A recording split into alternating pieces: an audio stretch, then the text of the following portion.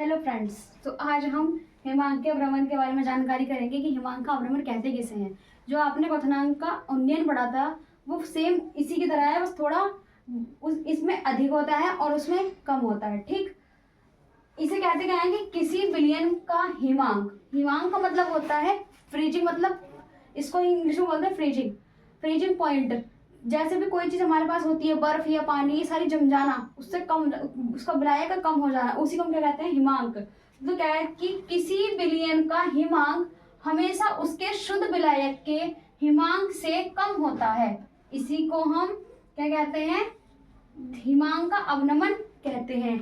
इसे delta F से प्रदर्शित करते हैं। इसे डेल्टा एफ से प्रदर्शित करते हैं, प्रदर्शित करते हैं।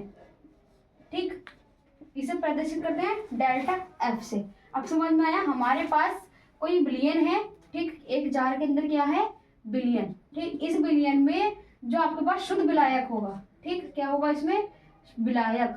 ठीक, विलायक, आपके पास जो विलायक होगा इसका हिमांक क्या होगा, इसमें हिमांक यानी कि अबाष्पशील पदार्थ जो होगा वो कम होगा। जो आपके पास अबाष्पशील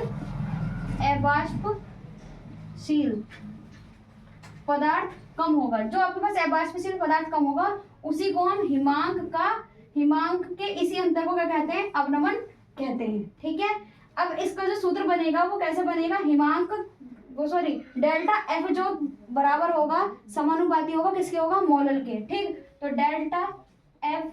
डेल्टा टी एफ, ठीक, डेल्टा टी एफ समानुपाती किसका होता है, मोलल के।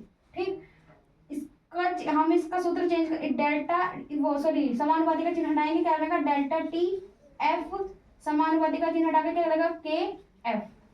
ठीक, इंटू कितना, एम। अब इसी का सूत्र क्या बनकर तैयार होगा, delta t f into k f into m into 1000 upon W into m.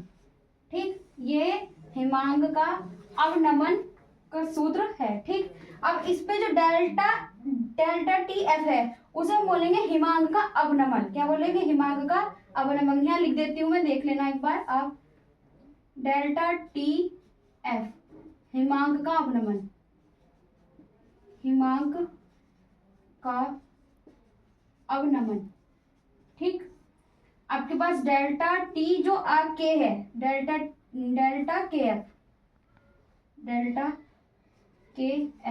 ठीक, ये फिर के एफ, इसको हम बोलते हैं हिमांक का मोलल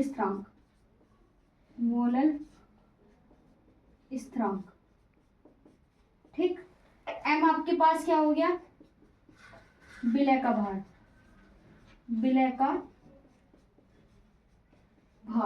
ठीक, अब W आपके पास क्या है, विलायक का